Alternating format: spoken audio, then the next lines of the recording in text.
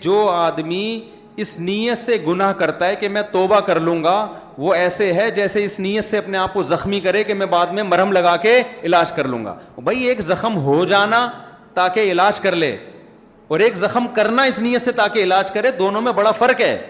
تو گناہ سے اپنے آپ کو بچاؤ, ہو جائے تو کیا کرو, اللہ کے سامنے گڑ گڑا کے توبہ. کوئی لاجک پیش نہیں کرو کہ ایکچولی یہ سب پیتے ہیں تو ہم نے بھی اگر شراب پی لی تو کیا ہے. اب آج کل نوجوانوں میں دیکھو نا, زنا کر رہے ہیں, ان کو روکو بھائی, یہ گرل فرینڈ اسلام میں حرام ہے, بری چیز ہے, لڑکیوں سے دوستیاں غلط. اللہ نے عورت تک پہنچنے کا نکاح کے علاوہ کوئی راستہ نہیں رکھا, کوئی راستہ نہیں ہے آپ کے پاس. اور منگیتر سے گھنٹوں گھنٹوں گپے مارنا, ویڈیو کالوں پہ بات کرنا, یہ بھی حرام ہے. اسلام میں منگیتر کا کوئی رشتہ بولو نہیں ہے. نکاح یا نامحرم, بس بیوی ہے یا نامحرم ہے, نامحرم ریزرو رہنا ہے اس سے. کوئی ضرورت کی بات کبھی کسی سے کرنی پڑے بس ٹھیک ہے, اس کے علاوہ بھائی اپنا راستہ لو, ہمارا اپنا راستہ ہے. اور اس میں کزنیں بھی داخل ہیں, جوان کزنوں سے فری ہو رہے ہیں. اور سنائیے, بہن سے بات کر نہیں رہا, وہ کزن سے ایسے فری ہو رہے ہیں جیسے پتہ نہیں کوئی پرانے بچھڑے ہوئے یار مل گئے. کزن کا اسلام میں کزن سے پردہ فرض ہے. چچا زاد, خالہ زاد, پھوپھی زاد, ماموں زاد, یہ بہنیں مجازن بہنیں ہوتی ہیں. اسلام میں جس عورت سے بھی آپ کا نکاح جائز ہے وہ آپ کے لیے نامحرم ہے. سالی بھی نامحرم ہے, کیونکہ بیوی کے مرنے کے بعد سالی سے نکاح بھی جائز ہے. تو سالیوں سے فری ہونے کی آپ کو اجازت بولو نا نہیں ہے. بیوی سے فری ہوا کرو. بیوی سے فری ہوتا نہیں ہے, اس کی بہن آئے گی تو چائے بھی لا رہا ہے, سموسے بھی لا رہا ہے, بسکٹ بھی لا رہا ہے. تو جو اللہ نے لوط علیہ السلام نے یہی تو کہا تھا اپنی قوم سے, جن عورتوں کو, بیویوں کو اللہ نے تمہارے لیے بنایا, ان کے پاس جاتے نہیں ہو, ان کو چھوڑ کے ہر حرام کی طرف, ہر حرام میں منہ مار رہے ہو. تو اللہ نے مرد کے لیے کس کو پیدا کیا؟ عورت کو. وہ عورت جو آپ کی بیوی ہے. اس کے علاوہ کوئی گرل فرینڈ, بوائے فرینڈ حرام. اللہ پوچھے گا, دنیا نہیں پوچھتی, دنیا کچھ نہیں کہتی. اب تو کلچر کا حصہ بنتی جا رہی ہیں یہ چیزیں. اللہ نہیں چھوڑے گا. میں حیران ہوتا تھا قرآن مجید میں جہاں اللہ تعالیٰ نے نکاح کا تذکرہ کیا نا, وہاں اللہ نے یہ بتایا کہ ولا متخذاتی اخدان, عورت کو بیوی بنا کے رکھو, اس کو دوست نہیں بنا سکتے. تو میں حیران ہوتا تھا کہ دوست کون بناتا ہے بھائی. جب ہم چھوٹے تھے نا, جب ہم یہ تفسیر پڑھ رہے تھے تو ہم نے کہا بس اللہ میاں نے اتنا کہہ دینا کافی تھا کہ عورت بیوی بنا کے رکھو, اس کے علاوہ سارے راستے کیا ہیں حرام. لیکن اللہ نے گرل فرینڈ کا قرآن میں خاص ذکر کیا, کیونکہ اللہ کو پتا تھا کہ جہاں نکاح کا رواج ختم ہوگا نا وہاں گرل فرینڈ کا رواج بڑھے گا. اس لیے اللہ نے جہاں نکاح کی ترغیب دی وہاں گرل فرینڈ کی نفی بھی کی ہے, ولا متخذاتی اخدان. فرق اتنا ہے کہ اس زمانے میں چھپی دوستیاں ہوتی تھی, گرل فرینڈ ہوتی تھی چھپی ہوئی, کیونکہ بہت بڑی بےغیرتی سمجھی جاتی تھی یہ کہنا کہ میری گرل فرینڈ ہے. لوگ مارتے تھے, عرب کے مشرکین اس کو برداشت نہیں کرتے تھے, بولتے تو بہت پلید اور غلیظ انسان ہے, گرل فرینڈ رکھی ہوئی ہے. لہذا کسی کی گرل فرینڈ ہوتی تھی تو دنیا کو بتاتا نہیں تھا. اس لیے قرآن نے چھپی ہوئی دوستیاں کہا ہے. آج وہ دوستیاں چھپی ہوئی نہیں رہی ہیں بلکہ کھل گئی ہیں. اس کا مطلب اتنے بے غیرت بن گئے, اتنے بے غیرت بن گئے کہ وہ دور جاہلیت میں جو زانی لوگ تھے نا, آج کا نوجوان ان سے بھی 2 قدم آگے نکل گیا. وہ بھی زنا کو چھپاتے تھے, دوستی رکھتے تھے عورت سے چھپ کے, دنیا کو پتہ نہ چلے. لیکن آج کیا ہے, بتا رہا ہوتا ہے یہ میری گرل فرینڈ ہے, تو بھائی ٹھیک ہے آپ کر لو. قرآن کہہ رہا ہے تمتعوا, اڑا لو مزے. آنا تم نے کدھر ہے, میری طرف ہے. اور کبھی اللہ کہتے ہیں میری طرف آنا ہے, کبھی کہتے ہیں آپ کی طرف آنا ہے, جہنم میں جانا ہے تم نے. تو اس لیے اب جب نوجوانوں کو منع کیا جائے گرل فرینڈ مت رکھو, کیا کہتے ہیں بھائی آج کل تو سب کی ہوتی ہیں, آج کل تو سب کی ہوتی ہیں. بھائی یہ کہاں فحش چیزیں نہ دیکھو, سب دیکھ رہے ہیں. اگر کسی کو لت پڑ گئی ہے بھائی توبہ کرو نا بھائی, بچنے کی کوشش کرو, کسی بزرگ سے اصلاحی تعلق قائم کرو. حضرت مجھے اس گناہ کی عادت پڑ گئی ہے, میں کیسے چھوڑوں, وہ بتائیں گے طریقے آپ کو. کچھ بڑھو تو صحیح, آگے کوشش تو کرو. آپ نے جس کو فحش فلموں کی عادت پڑ گئی, ہتھیار ڈال کے بیٹھا ہوا ہے کہ یار مجھ سے تو چھوٹ ہی نہیں سکتی ہے, نیٹ پہ بیہودہ فلمیں دیکھتا ہوں چھوٹتی نہیں ہے, اب نہیں ہو سکتا. نہیں بھائی ہو سکتا ہے, کوشش کرتے رہو, پھر گناہ ہو جائے پھر توبہ کرو, اہل اللہ کے پاس جاؤ, بزرگوں کے پاس جاؤ. حضرت یہ گناہ چھوٹ نہیں رہا.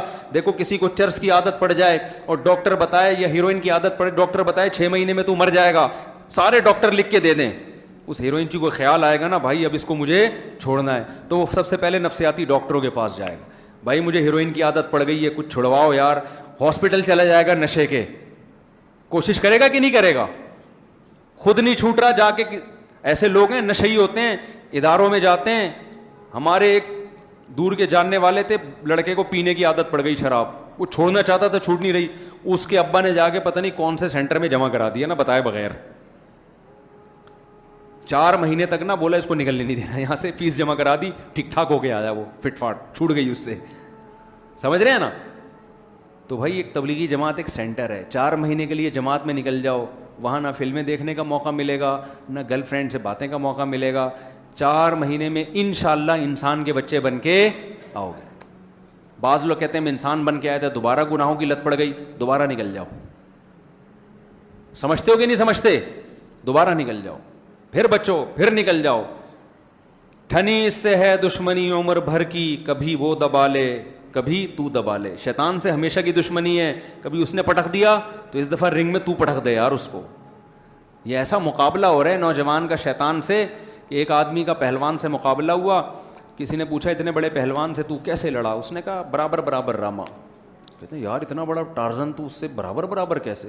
کہہ رہے کبھی وہ اوپر تھا میں نیچے, کبھی میں نیچے وہ اوپر. تو بات تو وہی نکلے نا, ہمیشہ تو کیا تھا؟ ہمیشہ تو نیچے ہی ہے. تو شیطان سے بھی ہم ہمیشہ پٹ ہی رہے ہیں, کبھی ایسا نہیں ہوتا کہ کبھی شیطان کو بھی ہم نے پچھاڑا ہو. تو کوشش تو کرو میرے بھائی. میں مانتا ہوں کہ کچھ گناہوں کی لت پڑ جاتی ہے, وہ چھوٹتے چھوٹتے ہی چھوٹتے ہیں, اچانک نہیں چھوٹتے. کوشش تو کرو, آگے تو بڑھو, کمپرومائز کر کے مت بیٹھ جاؤ کہ بس میں نے ہتھیار ڈال دی اب میں کرتا رہوں گا. نا نا نا نا نا نا, یہ نہیں کرنا. تو کلچر میں اگر ایک چیز شامل ہو گئی ہے تو اللہ کلچر کی رعایت نہیں کرے گا. اللہ کیا کہتے ہیں قرآن میں کہ ہم نے جہنم کے بارے میں اللہ نے یہ کلمہ لکھ دیا ہے, لَأَمْلَأَنَّ جَهَنَّمَ مِنَ الْجِنَّةِ وَالنَّاسِ أَجْمَعِينَ.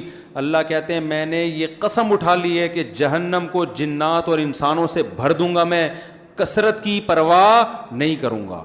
سارے نافرمان ہو جائیں یہ کہہ کے کہ سب گناہ کر رہے ہیں تو ہم بھی کریں گے, اللہ کہتے ہیں اس سے مجھ پہ کوئی فرق پڑنے والا نہیں ہے. اتنے لوگوں کو جہنم میں ڈالوں گا, اللہ بچائے ہم سب کو.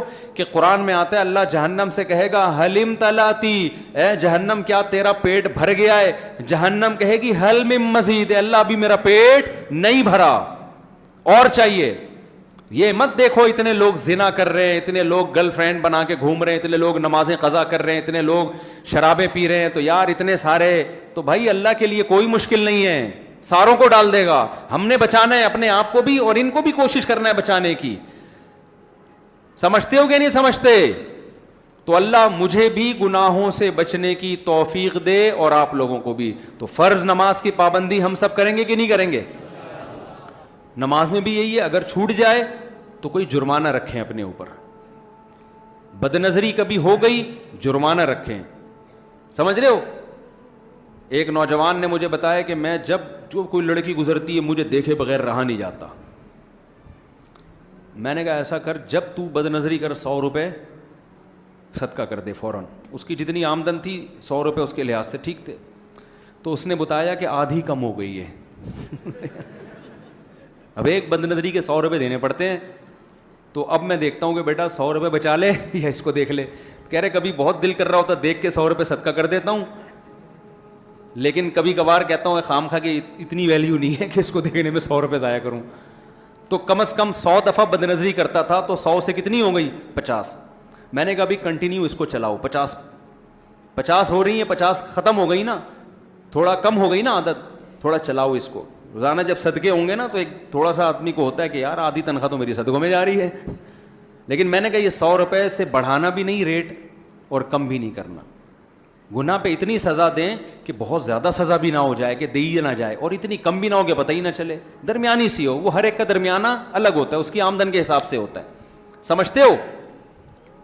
بہت زیادہ بھی تھوڑی رکھیں شروع میں.